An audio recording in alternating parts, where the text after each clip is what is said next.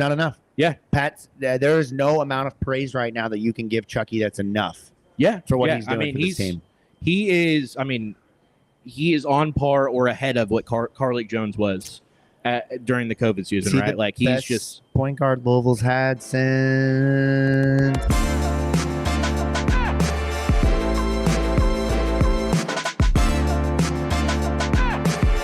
We are coming to you live from Derby City Gaming for a very special edition of the Starting 502 podcast. To my left, Jacob Lane. To my right, Rummy Bean.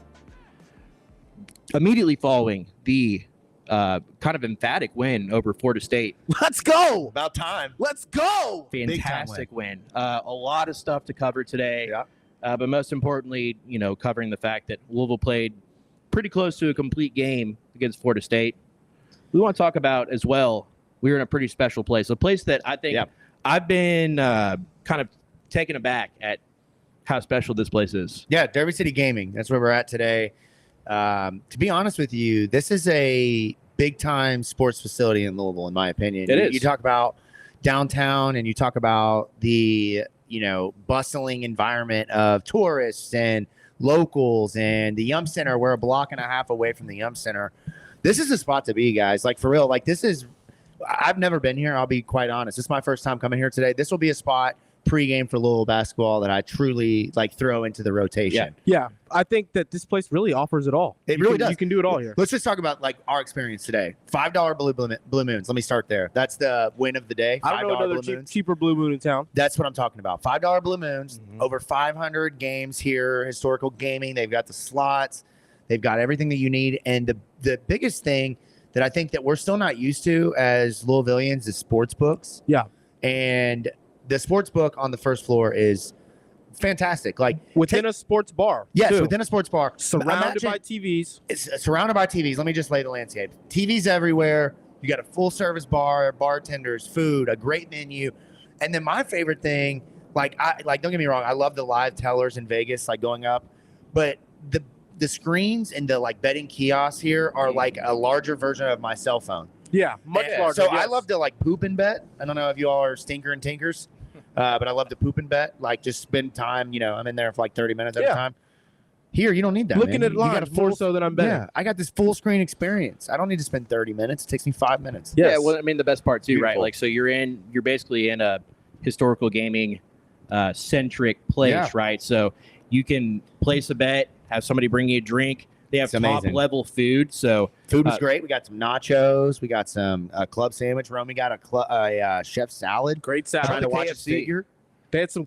What are they? KFC. The Korean fried cauliflower. So good. And it tasted like some cool Asian zing boneless wings almost. It tasted like chicken nearly. And when you're talking about just the experience today of on a Saturday, Louisville plays a random game at 2:00.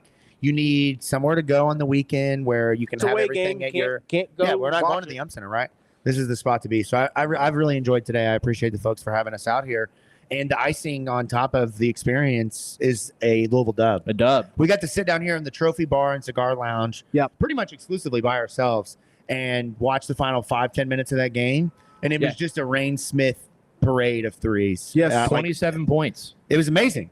It's amazing, and we've been waiting for this. Reyne's been cold the last couple of games. We shot 15. We made 15 3-pointers 15 out of 29 almost from beyond the arc. 50% from three today. No, more than 50%. 52%. Okay. Yeah. So we knew this team was capable of that. Right. We knew that we had a roster that was gonna have games where multiple guys were gonna hit multiple 3-pointers. Right. And we haven't really gotten to see that yet. But today, fellas, they put on a show down there in Tallahassee. It was. And I came into this game really feeling confident that Louisville was going to be able to pull out a victory. Florida State's a good team record-wise. They haven't really played a lot of folks, but they haven't beaten a Power 5 or Power 4 school yet Big, this season, right? Tall, athletic, not very skilled. It is essentially the same Leonard Hamilton that you're used to, where they have depth, they have length, they have guys that athleticism. They're just not very good.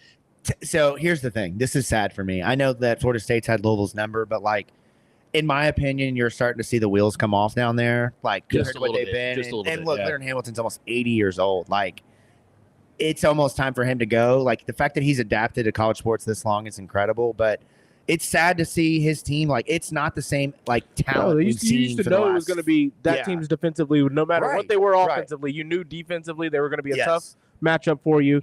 And our Louisville hasn't had much success against Florida State in Tallahassee at all. No, and when you look at this roster, right, and you talk about Jameer Watkins, who the fact that he came back was a Huge. miracle for Tallahassee, because he was going to be arguably one of the best guys on the portal when he went Yeah. in. Comes back, they bring in, and I say that about Leonard Hamilton, but yet two of their best players today were Daquan Davis, who is a overtime elite product, Yeah. guard off the bench, their best scorer off the bench, and then Taylor Bowen, who I'm pretty sure he's related to Manute Bol. Like just the way I don't know that the last Yeah. name is obviously an indicator of that, but just the way he runs Yeah. and plays. If you've ever watched Manute Bol and Bol now in the NBA, they have this very weird running style, and it's like Taylor Bowen was a clone of that. But outside of that, like Malachi Ewing was a guy that came in, He didn't play a exploited lot. us, our interior But, defense. whoo, buddy, he put your butt on. He put your butt in your lap, and you're going flying back 5 Yeah, feet. we don't have the interior defenders for a player like that, and it's tough to watch the how effortless it looked for him, how Right. easy he was able to just get the shots he wanted. Right. He but- didn't do it. I don't. Almost, he's not. He wasn't Shaq out there. No. But at least getting to the spots he wanted with kind of ease. That's tough. And But drawing- we knew that this team was going to be like that in the Right, interior right, defense. right. We don't have a whole lot of bulky Right. size down there. Frank Anselmibe, shout out to Frank. He did get in some Frank, plays we got today. some Frank minutes Frank. today. That's right. Some And I Frank feel like minutes. Early. he does certain things. You can tell he's just, for a player like that, you've got to come do the small fundamental things well when you're not getting a lot of minutes. I Yeah. need the extra. I need the strong screens. I need the Yeah. strong rolls to the basket. I need the strong hands. And while he did play with the high motor and the high effort like he does, the little stuff you continue to see why he's not out there very much. And you look at his career, like at Syracuse and Georgia, and he popped in the 3, 4, 5 minute stretches that he played, but you see why he never truly was able to stay on the floor for long periods Yeah. of times. He's just not a great college No, basketball he can player. He's handle a big the body. physicality. He Right. understands the game, Right. but he just, when he gets out there, he clearly is He's step slower. yeah, he's Yeah. not really Right. ever been integrated thoroughly into an offense, so you can't expect him to go out there and go out, find spots and find where he's needed to be, and Yeah. at the snap of a finger every time he's out there. He doesn't But play enough to go have that, and he's also never really shown that he's had If you that. saw this sort of volume from him though on a game-to-game basis, It'd be I think you see a little improvement. I mean, definitely. he You comes see the ready to effort out play. there. You see him trying to And- fight on the boards on offense and defense. Yeah, and I don't think he's a liability by any sense. No, he's right? our biggest body. Yeah, So right. he was clearly able to handle the physicality out there today. I think he was clearly out there because James Scott, he's got that body type and that play style where he's without the ball and even with the ball, but Yeah. he flails about. He's kind he of does. He does. I don't know what it is. I don't even want to say top heavy kind of a guy because he moves his feet well, but he just isn't the strongest guy on his spot. He gets moved off of his block. He plays almost like a forward. Like he's like a forward that can't shoot. Almost, Yeah, if you right? try, Like, if you box him out traditionally, you're probably gonna be able to get the rebound unless you're just much smaller than him. He reminds me of like a COVID year when Louisville had to play. Who was it? Jalen Withers and Yeah. JJ Traynor at the 5, right? Yeah. Like that's Right. kind of what his style of play reminds me of a little bit. And against the right opponent, it can work. Today, clearly, it was a bit of a mismatch. And good on the coaching staff for seeing that, getting Frank some minutes, no Waterman some minutes. Like, I mean, it was again adjusting on the fly, and Louisville did a fantastic job. Yeah. One thing about this, boys, first win in Tallahassee since 2018 for That's Louisville. big. That's a big Pat That's Kelsey huge. stat right That's there. huge. That's to be honest with you, Florida State, obviously they've had their run over the last 5, 6, 7 years, Mhm. and they've obviously had Louisville's number from They've beaten Chris some Mack good Louisville to- teams, though. That's Right, they have, have. and not only that, they've punked good Yeah. Louisville teams. Right, like we were talking about it upstairs. There were games during the Chris Mack era where Florida State was so physical, they could press you 94 feet that you couldn't play Ryan McMahon. You couldn't Right. play the guys that you had any hesitation about their ability to control the ball, be able to move in that kind of amount of physicality and athleticism, and that has not changed about them. The problem for them is their talent has taken a step back. Yeah. Right? And you see that, but still they're so well coached. Yeah. And they still execute so well for a team that they came into this game 9-2. Like, this is a good team. And 9-3. 9-3. sorry, 9-3. But for this game, like, for Reyne Smith to walk out of there with 27 points on 8 of 12 shooting, 6 of 9 from 3, 5 of 5 from the free throw line, that tells you, in my opinion, that Pat Kelsey had a way and a mindset of how they were going to go and attack this athleticism, and Reyne Smith executed. And Chucky had 5 assists in the first 7 minutes of this game. I want to get into that a little bit before you go into their press. Yeah. One reason I feel like that we were able to see that is because I think Pat Kelsey knew this team was going to be an overly aggressive closeout kind of a team who was going to tell, I think teams defend us like we're a good three-point shooting team still to a degree. You sag off. You know which guys to sag off to. But they still chase our perimeter guys around because you have to. We're a motion offense with the majority of our players on the perimeter. So you still have to chase us out there. They were closing out so strong on every single catch. They were. Pump fake. It's not a catch and shoot. It's a player's catching it with 2 or 3 open room and the players crashing out on them. The pump fake, drive, and kick was open for us all night. We were able to conduct good offense. We were able to create good shots. And a lot of players were able to, Chucky had 5 assists. Terrence Edwards had, 7 assists? He had 8 assists. 8 assists. Let's expand on that. Same thing with him because he's catching the ball. He thrives in a situation where his defender is coming at him with a head of steam as a defender. You want to sag off. He's too sly. He's going to get right by you. What's funny about him is, we talked about this last Saturday. His shot is so slow. That defender comes with 100%. I'm blocking the shit out of the shot. Yeah. I'm pounding this, and we're going on a fast break dunk.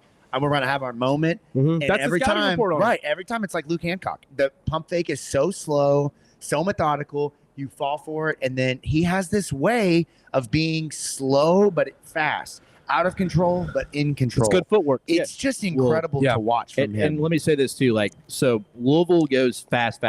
Even today you saw with a lack of depth, you see that they're still pushing the pace. When Louisville went on a 12-2 run to really blow things open in the start of the second half, they were going really fast, but Terrence Edwards is that curveball, right? Like you have, guys coming in throwing 98 miles per hour, and then all of a sudden Terrence Edwards throws a sinker at you, a slider away. No, it's like the Tim Wakefield knuckleball, man. It's so slow and methodical that it's so hard to stay in front of. Yeah, they found a good fit with him, and I think he's finding his way of kind of manipulating people in this offense. He's found his groove, right? He's right at 20 to 24 points ish in the last 4 games. And I think we said this earlier, boys. He was Terrence Edwards until we hit December. We now have Fatt Edwards. This is Fatt's here. Fatt Edwards is here. I want to give a shout out to Noah Waterman too, though. Yeah. What for? He locked in. Yeah. He shot that rock with confidence today. Yeah, he did shoot 4 for 7 he from has 3. 5 of 8. This is the kind of player. The percentages last year would show that based on how he started this year off, a lot of guys like that would ball up, circle up, and stop shooting the basketball. Nope. Yeah. He hasn't done that in the last few games. It seems not to be doing that. My man Noah, he lives with New York Noah mindset. He does. Not a shot he doesn't like. I think it's starting. This is the flip side. I think it's going to start paying off for him. Did he wear the long sleeve undershirt today or the long undershirt? He did have the undershirt on today. He did? Is that undershirt Noah is a thing, guys. Is that the thing? He brought the undershirt out against Kentucky, and I thought to myself, that's a bad look. The big baggy undershirt, just if you're going to do the undershirt, you got to go the Anthony Davis route of the tight compression undershirt. For me, the baggy undershirt is a bad look, but he's rocking it. Noah is back to mid-2000s. I think it was tight undershirt tonight. Was it tight undershirt today? Yeah, we need to confirm that. We need to confirm. We need producer Tyler on the other side of the table here to confirm. Was it tight sleeve videos. Noah or big sleeve Noah? The sloppy sleeves. But look, you talked about the rotation Saturday. There's a lot from Saturday of last week where we recorded. It's an in-between. Oh, it's an in-between. It's an in-between. It's an in-between. It's kind of like tighter sleeve Noah. Yeah, dry fit action, but a little bit oversized. Yeah. Oversized dry fit. Noah doesn't like tight clothes. It's Therma. We can't call it dry fit, fellas. We're Adidas. It's the Therma. Yeah, sorry. So Thermafit or today, the minutes, the distribution of minutes was fascinating to me. I don't know if you've looked at this. The early substitutions, I think, led to that. Okay, so you go the big. I'm going to go the big 3. Okay, so Javon, Terrence, and Chucky play 33, 36, and 36 respectively. That's what you need to see, in my opinion. James Scott and Noah at 21 and 26. Reyne had to have been north of 20, I thought. Reyne Smith? How many minutes? 30 minutes tonight. 27 points in 30 minutes. That's sufficient. It's almost a point a minute. I mean, it's pretty solid. That's good math. And thank you. When you have a player like that out there on the court that long, he has to be making shots. And then with what he's potentially offering defensively, not being enough. That's why he played so much. He was shooting. If he doesn't They play, were going in. Yeah. Kanai, creating space for other players. We got to have a conversation about Kanai because I've been telling you all, I've been a little bit confused by the hype is where I'll go with this. And I may sound negative. I know. I'll take that as a win. Sure. But Kanai plays 14 minutes tonight, 0 points, 1 rebound, and 0 assists. It's not good. Cardio. That's Tony cardio. Snell numbers right there. Cardio Kanai. Oh, man. I did not come up with that one on the record. I did not come up with that. And what's funny about that is that I thought this was going to be a game where he was going to potentially be able to thrive. He could play for Florida State. You know, Florida State is the kind of school where with he the thrives, athleticism right? and size and, the closeouts and the need to put the ball on the floor tonight, I thought he was going to be able to. I'm speaking out the side of my neck here, but I'm fairly certain that him and Taylor Bowen are fairly similar in rating from last year's class. Like, they're very similar in rating. Similar. Kanai, I think, was he an All-American? Was he McDonald's All-American? Or No, he's like top 70 type of player. I think it was the same for him. But yet Taylor Bowen is one of their better players. Had the ball in his hands all night long, was making plays, scored points, rebounded. Kanai's just got to find that. See, the thing is, when you have injuries like this with Kaysen and with Corin and with Cater, like, you got to find the roles are shifting. Sure. And in the professional work environment, the older folks typically are able, who are more seasoned, are more able and apt to make adjustments on the fly. Sure. The younger folks who are new to the workforce, less experience, change is scary. Yeah. And I feel like that's what's going on right now with Kanai is his role game to game is different. Some games they need his energy. Some games they need his scoring. Some games they need him, to deflect and to block shots and to rebound. And they're not really getting that at all from him. And they're fine, obviously. I mean, they're winning games and they're playing well. But I just thought that with Kaysen going down that you would see Kanai come alive more. And fans are acting like he has, but I just haven't seen it. It's been in flashes. Yeah, you're seeing it in spurts. You're seeing the little spurts and moments where it's like, there's already been a handful of plays we've seen out of Kanai where there's, no one on the team can go create a basket from the moment he just did in 2 dribbles like that. It's not possible for anyone else on the team to do that. Right.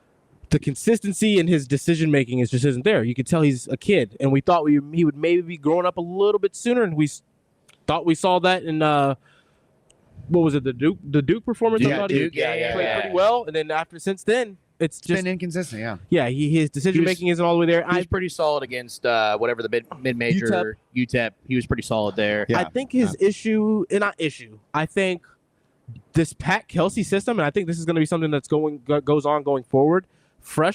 It's going to be hard for people in the beginning of season, any age, any experience, any amount of teams and coaches you played for before. Right. If you haven't played in a system like Pat Kelsey's, it's not going to be simple for you. Right. It's not going to be simple for a freshman, especially a non-guard freshman. Right. I agree. And, that's something we'll talk about later on going forward. I just think that it's going to be funny, I think, looking back during the Pat Kelsey era when it feels like the beginning of the season every year, he kind of felt like we weren't as good as we were going to be, and then later on in the season they figured it out. Yeah. Obviously, I'm being extremely optimistic coming off of a good win against an opponent that was a good defensive team and a team that's had our number in the past. That's right. It's looking like this offense in the last couple of games, fellas, is starting to really click. Yeah, look, Terrence Edwards is the big story. 4 games in a row now of 20-plus points, right? Yeah, 19-plus. He scored 19 today. 19. Yeah. So he's right there. Sorry, excuse me, one point off. But you're starting to see Chucky and Terrence emerge as the alphas that we thought they would. Both of them tonight played extremely well. 8+ assists for each of them. They commanded defensively. Terrence Edwards had several big plays defensively.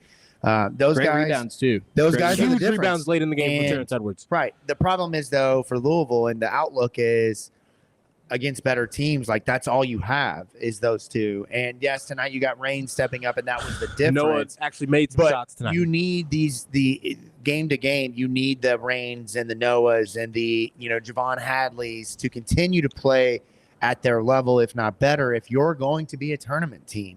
And I told Presley on the way in tonight, if you lose this game, you're not a tournament team. And I also said this is the best 6-5 team in the country.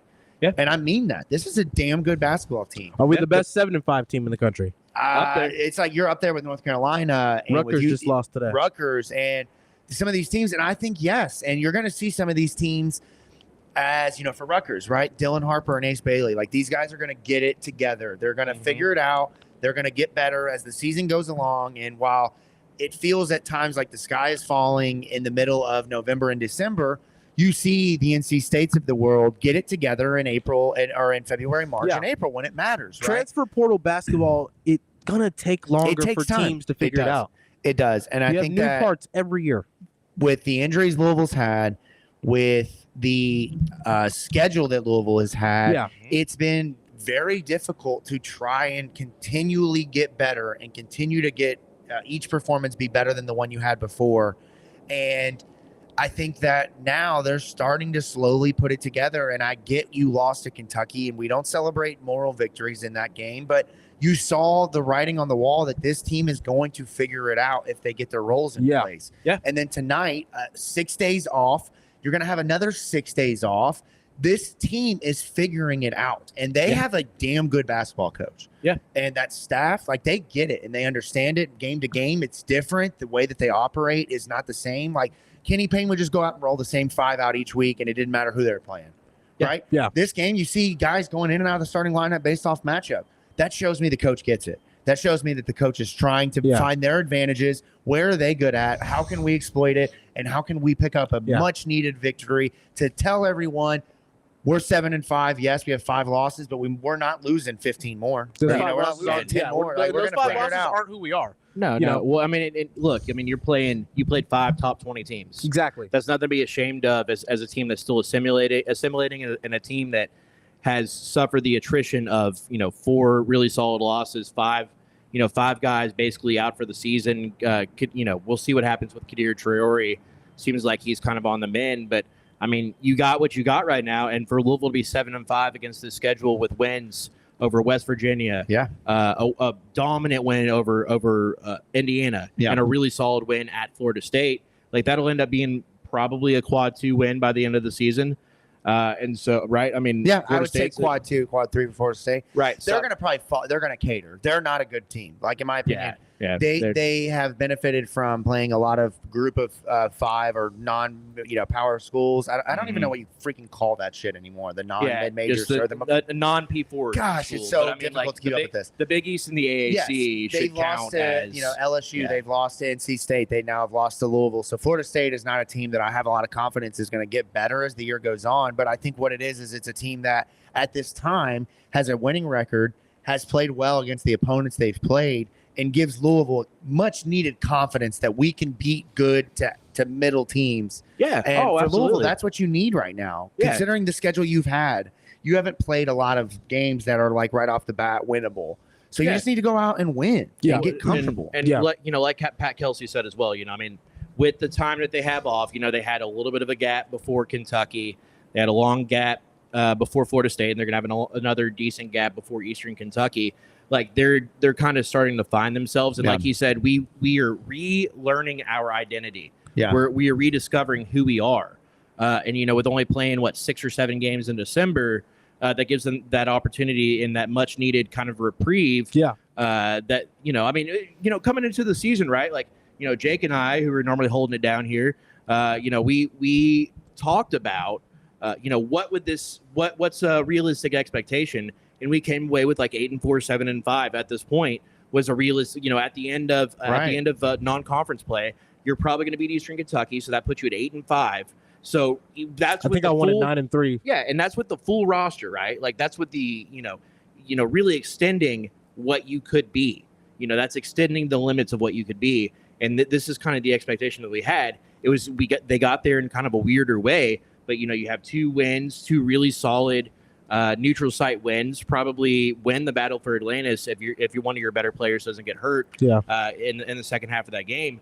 So I mean, Louisville is trucking along right where we expected them to be, and they're finding their identity. They're becoming the team that we expected them to be. Hitting 15 threes. That's what we expected this team to be on less than 30 attempts. And it's huge. In a game where you're playing a very up-tempo team that's athletic, that's physically demanding on defense, gets into you. They have super athletic guards, right? Super athletic bigs. And Louisville played with that in stride tonight, and I thought that was really impressive. And it's really encouraging as you get into the thick of ACC schedule with the teams that you're going to play, right? With the SMUs of the world, with the Cals of the world, the Clemsons, where you have these athletic wings, these athletic guards. There's not very many dominant big men in the ACC, right? I've said that a lot all offseason. Brandon Huntley-Hatfield is a top 3 big in the ACC. Right. Maxime Reyne at Stanford is the best big man in the conference, right? So in this league, it's all about being able to play against the teams where Jameer Watkins can play your 4, right? Like he can be your 4. He can guard your 4 for sure. Bingo. So it's just continuing to get these wins under your belt, being confident. I feel really confident that Louisville is going to continue to get better and continue to be able to take that in stride. And I can't emphasize this enough.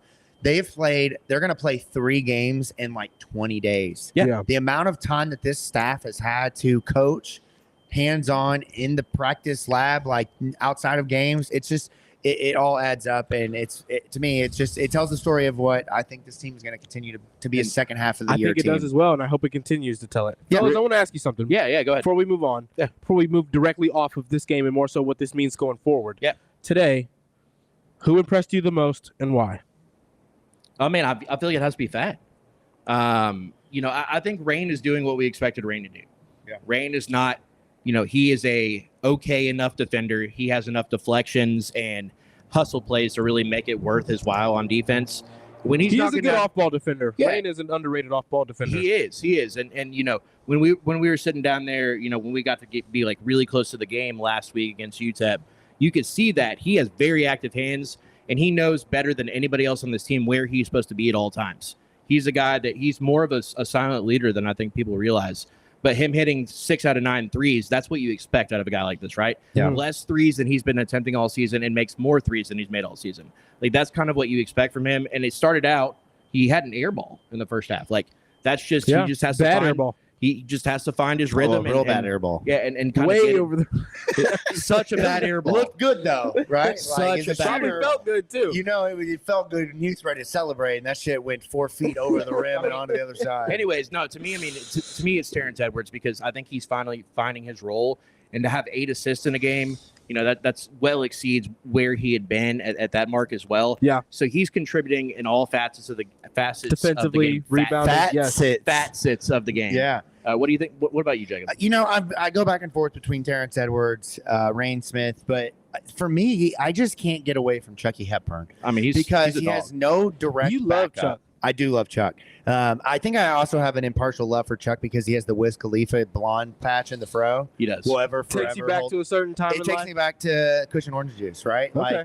Like Chucky Hepburn is my high school smoking music. You know? Like, sorry if you're listening, Mom. But like Chucky Hepburn he gives me a certain level of comfort. Yeah. You know what I mean? Like he makes me feel really good. I can resonate with him a little bit. I mean, even 3 turnovers today, and it felt like 11, right? Because that's who he is. The thing about Chuck in this offense is what he has to give you. And if he doesn't give it to you, you're going to lose. Yeah. And so game after game, like did outside all 3 of those turnovers come in the first half? I don't know that off the top of my head, but I know of at least 2. After the second turnaround, I was like, I feel like Chucky's having and they were like forced. He got down, like kind of like trapped himself on the block. But for the most part, though, for him to continue to play the way that he has, he had 16 points tonight and 8 assists.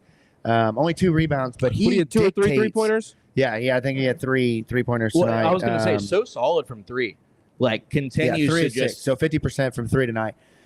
He is the engine that makes this team go, and it's really unfortunate that Corey Johnson is out. Threes. Right, you do. You need Chucky. He can score. They need help behind him. Terrence Edwards is really helping to alleviate some of the point guard responsibilities and the passing and playmaking, but Chucky continues to game after game show up.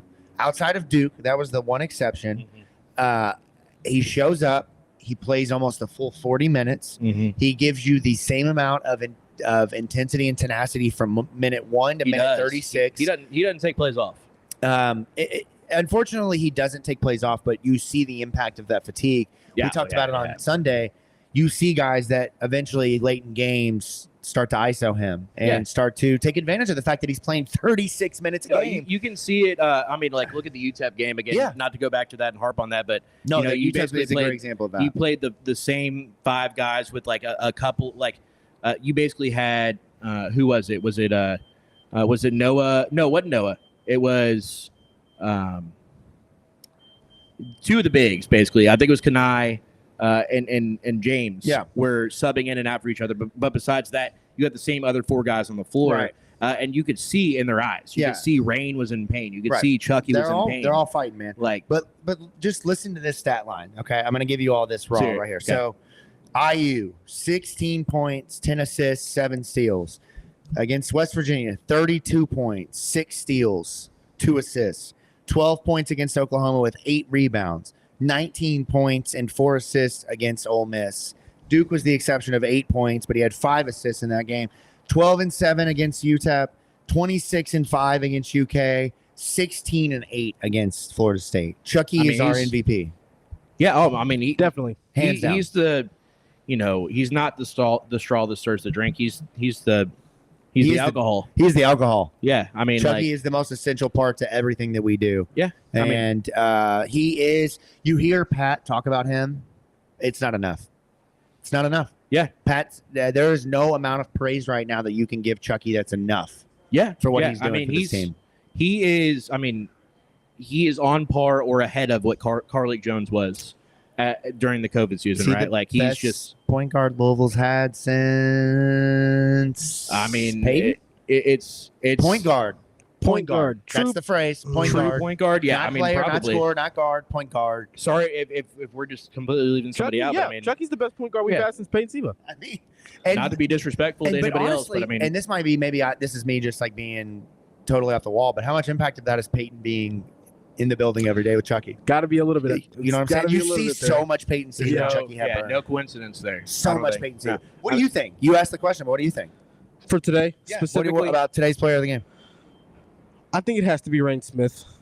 I think the expectation for the result, we've seen one game. I think he's met the expectation this season. Today he exceeded it. Yeah. He exceeded it in ACC play on the road, which was going to be the question about him. We know he can shoot. We know he's good off the ball on both ends of the floor. Can he come make that happen in the ACC? He's a Power 5 starter. And I think when you bring in a guy like that, like that's your question, right? Like he's coming from College of Charleston. He's a foreign-born player, a guy that, the coaching staff had to go out there and kind of scout and figure out like what can he be. He's a Power 5 starter. He's a guy think on both ends of the floor today, I never questioned it, but I think he fully showed he belongs out there no matter what. You can be an average defender on a good team and have your weaknesses compensated for. Yeah. And I think today they did that. Now, UK, when he got ISO'd one-on-one, it was bad. It was bad, right? So part of Reyne is you have to understand if you're going to play him 40 or whatever it was, 30 minutes tonight, there's going to be some bad defensively, but you have to make sure the lineups that you have in around him complement that. Right. And that's why, what did we say? We're watching the game late. They got Noah and Reyne on the floor at the same time. That's a bad look. In my opinion, those are 2 guys you really cannot play at the same time. That's 2 defensive liabilities for the most part, right? Right. But if you have the right guards around Reyne, if you have the right Kanai in there on defense, you can make it work. When it gets a team like Florida State too, they're giving you the effort that you need, and they're giving you. They both know where they're supposed to be. They just might not be Chucky Hepburn, where they have the physical ability and tools to actually to succeed there. But I will say as well. So 62nd and Ken Palm coming into this game. Where do you think Louisville stands right now? I don't know how much they'll move up with 48. This win. I know what it is. So it's already happened in real time. What it is, yeah. 48. I don't follow Ken Palm enough. You already know what it 52. Is? You brought it up, so it's 42nd. They're 49th. They moved up 13 spots after one game, though. That's huge. Again, Florida State surprise. Plays a certain style of offense and defense. We defended well today. Overall. So defensively they took a bit of a step back, but offensively they took a huge step forward. Let's talk about defense. Malachi Ewan is a big mofo. Like he is a big boy. He commands a lot of space. You know what I thought was funny? We knew we weren't going to be able to guard him coming in. You were talking about it before the game started. So Pat Kelsey called him. He used the Satterfieldism. He called him the big guy. Oh, I noticed that. He said the big guy, 12. Pat was not going to call them by their names. It was 1, 2, 12, 19. 12 is just a big boy. Yeah, right. Sounded exactly like Satterfield. For Malachi, right, he came into this game. He's a load in the paint, right? They're going to give him the ball with his back to the basket, turn it into 1985 in the NBA, plumbers and firemen, right? Like he's a plumber and fireman. Yeah, if you're not big enough, they're going to let him go to work. And he commanded fouls tonight. Like late in the second half, went to the free throw line probably 3-4 times off of just putting his ass in He kept him James in the and game. Noah's lap. He kept them He in the kept game. them in the game, 100%. for He sure. did. But for Louisville, I thought, considering the circumstances, it's really easy when a big guy gets going, especially one like him. You can play through him. He can pass. He's smart. He's sophisticated in terms of seeing the floor. It's really easy to start helping down, doubling down, kicking out Daquan Davis. Man, we saw Jameer Watkins hit shots from Orlando at Disney World. Yeah, right. I think that was the mindset behind Frank, getting in there early to try to disrupt. Look, man, that's the one bone I have to pick. Is Frank is good for 2 really hard fouls a game at a minimum, 3, right? Like, yeah, 3 or like, 4. You would think they would be playing him more. I Be like that aggressive, they played him yeah. tonight. He had a block shot, right? Like, so he starts Huge block shot. to really block, kind of like control the paint a little bit and make them He second fights on the guess. glass. But at the same time, though, when they did go to Malachi, it was Noah and James, and those guys were not physical enough to guard him. But at the same time, when they did help, when they did kind of fluster, he did struggle a little bit. Yeah. He fell down a lot. Yeah, I he feel like doesn't have was the footwork. a ton. He's not. His hands aren't great either. No, You know, he's got a good just one-on-one big and matchup and a bulky. size advantage. He can make something happen. But Yeah, Other Ken Palm stats that as we're seeing that the season kind of unfold and this team become really what they can be. talk to me nice. Terrence Edwards has entered the top 500 in the country in fouls drawn per 40 minutes. Okay. So I mean that's nothing like crazy to hit home on, but just something to take note of. But Terrence and Chucky are considered the major contributors on this team at this point. Hadley, Smith, Waterman, and Roos are all considered role players. And then James Scott is listed as a limited role player. Smith's makes sense. considered a role player. yeah, I would think so. Yeah, I mean, still as we're finding that balance, Minute-wise, right? since Corin's gone out, I mean, he say- has to be by So, necessity. Reyne Yeah. Smith. So we talk about defensively his limitations. He turns the ball over less than everybody except for 14 other players in the country. He's 15th overall in the country in turnover rate.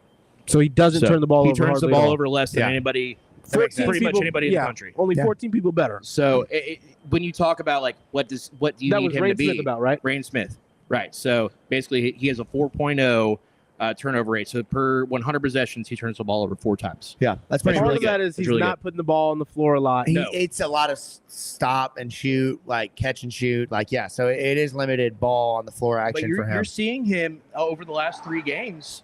He's really evolving and becoming the player. Like he's comfortable with this roster in this offense now, right? Oh like, yeah. When guys are closing out on him, you're seeing he's getting into the paint and scoring, or he's drawing fouls, or he's creating for others. Like that's not something you saw in the first 5 or 6 games. He was really floating.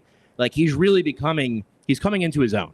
And that's what you expected out of him. And then Noah Waterman, we just to be frank, in the first 10 games, we shit on Noah Waterman, and he was not what you brought him here to be. In the last 2 games, he's been really good against I'd say the Kentucky. last 4. Yeah, he's been better than we he's saw getting the there. last 10. Against First 10. Kentucky, you needed rebounding, and he brought you rebounds. Yeah. In this game, you needed shooting, and he made gave 4 you out of 7 from 3. Right. So it's not that he's like The some first 8. incredible, unbelievable player, but he's bringing you what you need him to be now. And you're seeing each player on the team kind of expand into the roles where you need them. Like when we, in the offseason, what we talked about was that each of these players has an understanding of they need to be what the team needs them to be. Yeah. And each player now, Chucky's being what we need him to be. Terrence Edwards is being what you need him to be. Reyne is being what you need him to be. I mean, really the only player that I think outside of like the core players, I mean, Javon Hadley the same way.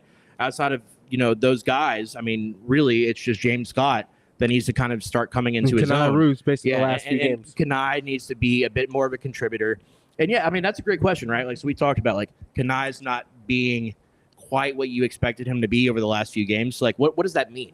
Does that because coming in, he was not billed as a 3-point shooter, and he took a lot of 3-point in the shots. Bahamas, it was great. He was hitting them. And even exactly. to start the season off, Exactly. Bellarmines and stuff over the world, he was hitting them. He was hitting 1 or 2 a game. I felt like And he's being a floor stretcher. Like he stretched the floor very well, and I think that he's capable of putting the ball on the floor. He's capable of putting somebody on a poster. And we've seen on the break, he's fantastic. He's very good on the break. a broken play. He's On a broken we've play, seen him, he's fantastic. get to the basket in 1 quick or 2 quick swift moves. His game needs to become dominating in the margins. The loose balls, the rebounds, the tenacity, because the other stuff's going to deflection. come after that. Right. You hear coaches all the time say that offense comes from defense, right? So for Kanai, it's really hard as an 18-year-old being a 4-star recruit to You're come not in gonna and get say my plays role drawn is up now for all of a you. sudden Yeah. to You're deflect not coming balls, off screens right? and catching flare screens on the mid post and getting to attack the basket in Exactly. any way you want. You got to think from his perspective, right? So he comes in, he's not expected to play more than like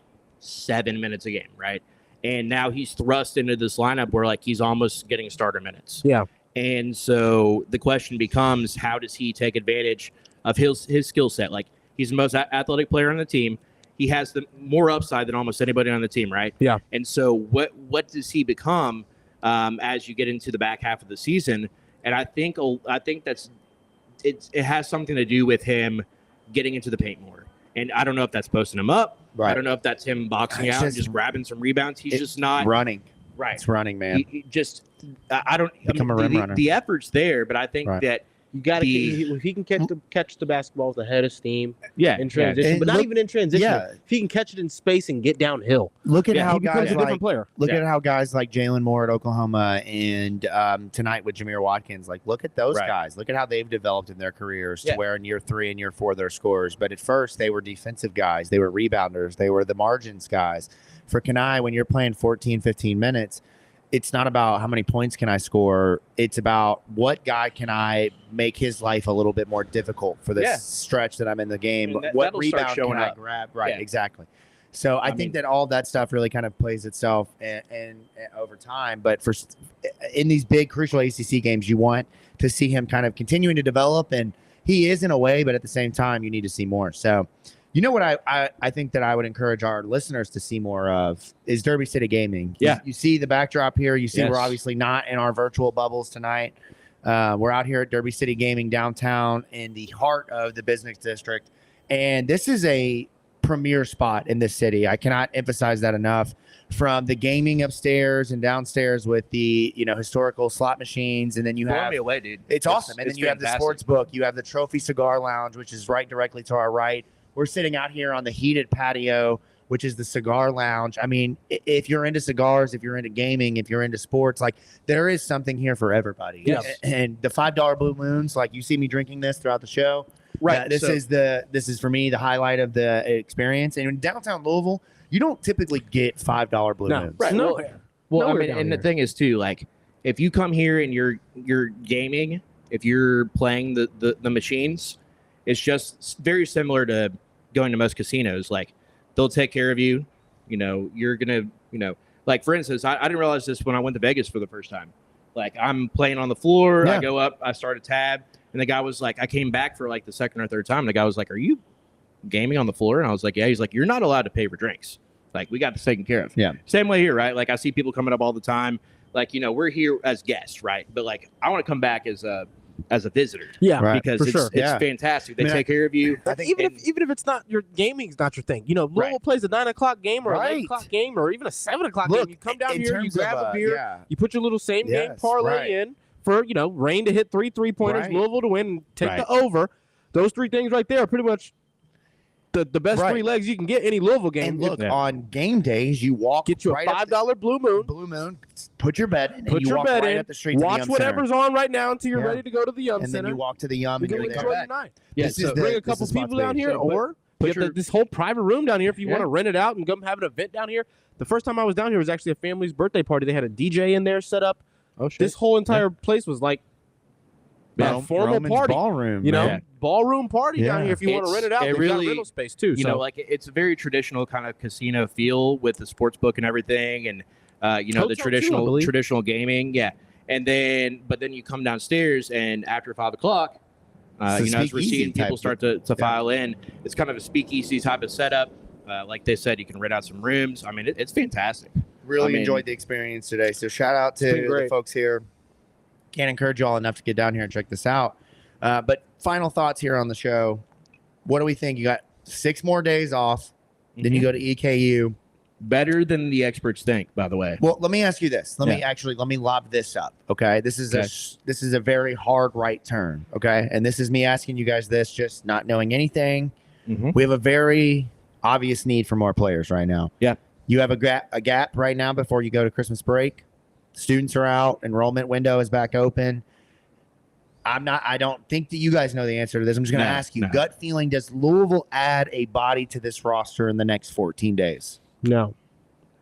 I think they've tried. I think they're trying. I think you're trying. I think I they're think- trying. Like, Based I don't off think of they'll be what able I've to. heard, I think they're trying. I think they're certainly trying, but getting guys to enroll in the middle of January is very tough. Whether you're going the high school route and you're trying to find recruits that can take a step up in, playing ability, or you're going the international route. But I think that one of the things that's very obvious is that this team needs another body. Definitely. They need one I'd more love guy. to have one. I know that there's been talks of different, players who haven't been to college yet and are Right. overseas or just, haven't enrolled on a team anywhere yet. And that's or the great allowed thing to- of the international connections that the staff has. Yeah, They don't so- play by the college rule book of year Right. and date, right? Exactly. You can maneuver a lot more if you're considering players overseas. Right. So I think that does make it possible.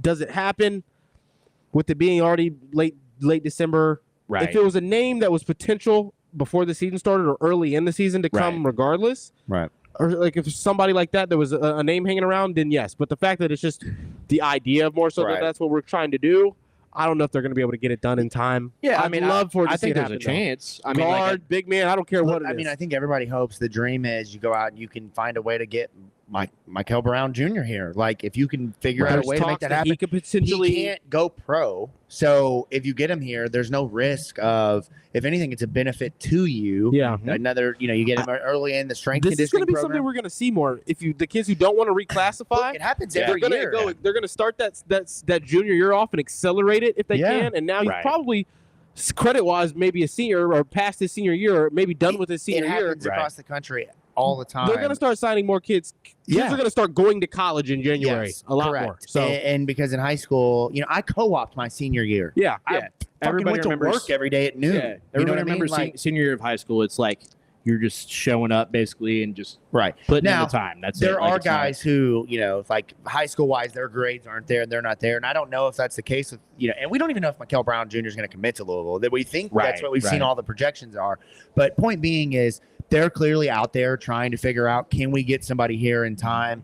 I think they've kicked the tires on Kobe Rogers being available, and I Mhm. just don't think he's healthy yet. Right. right. I think the same with Ali Khalifa, definitely more so because he's had surgery just before the start of the both of season. those guys. I yeah. think they have explored every single option they can Yeah. to get guys on roster, but I don't put it out of the realm of possibility this week. Yeah. If I it's mean, going to I'd happen, say- it's going to happen probably by Monday or Tuesday. I'd say, like, if you want to put like a number on it, like I'd say there's a 20% chance. 20% chance feels right. I think 20% is good.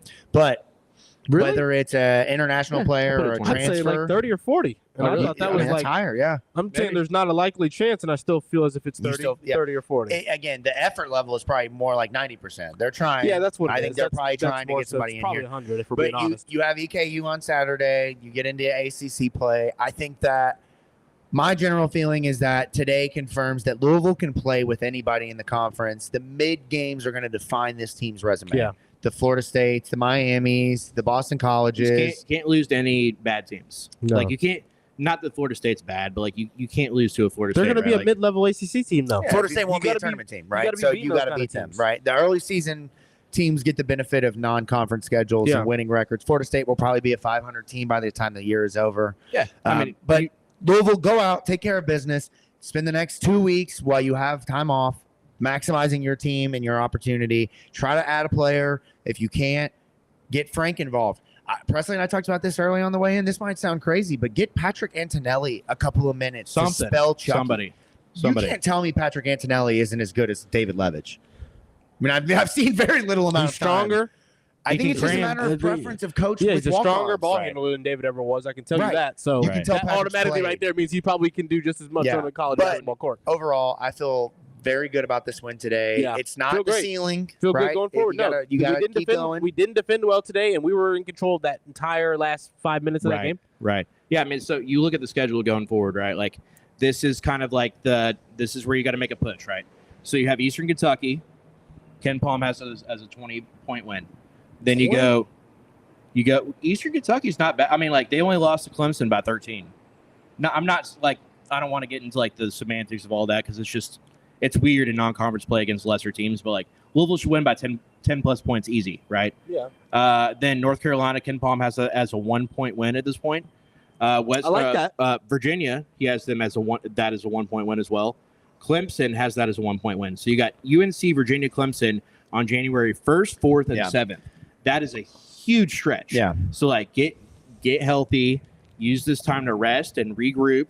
You have EKU on the 28th, and then it's kind of like balls to the wall for a little bit, right? Go Like do your homework on those teams and get ready. UNC, Virginia, Clemson, and Pittsburgh. That's 4 really good teams back to back to back to back, right? 4 top half ACC teams. And Virginia is not the best this year, but that's on the road, and you've never had success against this Virginia program. Right. Very true. Pittsburgh's very good. And then Syracuse, we saw today. Syracuse, they were down like 40 to Maryland. This is last year. It's pretty obvious. So the ACC is very winnable, right? It's Duke, it's Clemson. It's pretty much it right now. UNC and us. Back half of the season, like if you just look at the last, 5 or 6 games of the season, Notre Dame, Florida State, Virginia Tech, Pitt, California, Stanford. Like that's not a. That's you can end the season winning 9 out of 10. Like you can. Pittsburgh's pretty good. Really, Pitt's very good, and you play them twice. You play Virginia twice. You play Florida State twice. Florida State at home. I feel good about sweeps this year. Right. So you have some opportunities out there, but you got to win the games you're supposed to win, and you got to pick off something like a North Carolina. I agree. Your thoughts before we get out of here? I'm right there with you. I agree. What do you got before we get out of here? One last thing. What do you think your ACC record has to be? Oh man, 14-6, 15-5, or 16-4? I saw somebody say 3 losses is the max, and that's insane. We've already got one. I think that you can't go into the tournament probably with more than 10 losses. So you're sitting at what, 5 right now? Sitting at 5 right now. I think you definitely can't go in with more than the max. 4 losses in the ACC. I think you need an ACC tournament win or 2. Well, so tell me, as let's just run down this really fast, right? So you tell me who's a tournament team on this list. North Carolina. Probably. Tournament team. Virginia. No. Clemson. Yes. Pitt. Yes. Syracuse. No. Virginia again. No. SMU. Fringe. Borderline. Wake Forest. Fringe. Georgia Tech. No. Boston College. No. Miami. No. NC State. No. Notre Dame. No. Florida State again. No. Virginia Tech. No. Pitt. Yes. Yes. Cal. No. Stanford. No. Okay, so what we say yes to? That's 3 a lot teams? of damn winnable games right there. That's a lot of winnable games. It makes me feel like Louisville should only have 5 losses at the end of the season. I'm hearing 16-4. Yeah, honestly, it's the Duke. They don't play Duke North again. Carolina. Oh, they don't play Duke again. Don't play Duke again. Look, we've already Virginia lost. games. We've already lost, though. You're right. We're 0-1 in the ACC. The Virginia games are crucial. Now, Virginia's that's 2 winnable games, but that style of play for a team that shoots threes is very susceptible to let's just walk in here and shoot 50 tonight and not shoot well. Right. There's still no way they can beat us. Think back to the year where Louisville only shot 3-pointers in the first half and lost that game by 20, right? Like that game is always a challenge. Let's go shoot 50 and hope we make 13 of them. It's tough to go to Boston College on a sleepy night in January. Right. It's tough to go to Miami. It's tough to play games on a 9 o'clock at home on a Wednesday night when there's 11,000 fans in the arena. There's certainly a number of excuses and challenges, right? But I think that for this team, at the end of the day, they have the right coach. They have guys with the right mindset. Do they have enough of the guys that have the right mindset? Probably not at this point because of injuries. But at the same time, I feel like they have what they need. It's a matter of going out and executing now. Totally right. This team, so you're going to get Traore back at some point, right? They're saying within the next 2 to 3 weeks. I think you should have him back for North Carolina. Okay, so say you have him back for North Carolina. We look at this team now, and we'll ask this question in 2 weeks. Is this a tournament team right now? No. Fringe. Yes.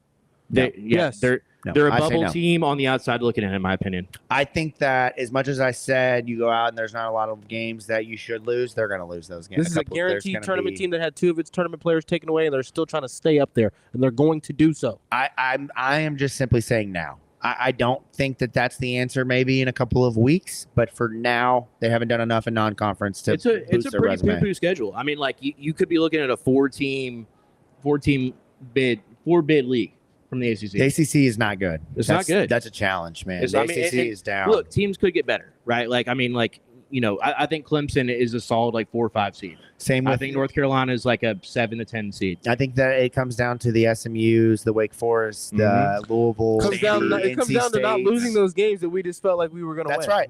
That does, but that's much easier said than done. You can't slip up in a bad conference.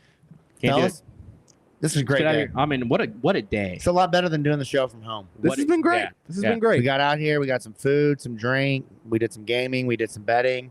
Ravens 7-7 right now with the Steelers. Lamar had a throwing touchdown, no running touchdown. Who did he throw it to? Do we know yet? He threw it to Isaiah Likely. So, it's going to be an interesting rest of the night, but this has been a damn good time.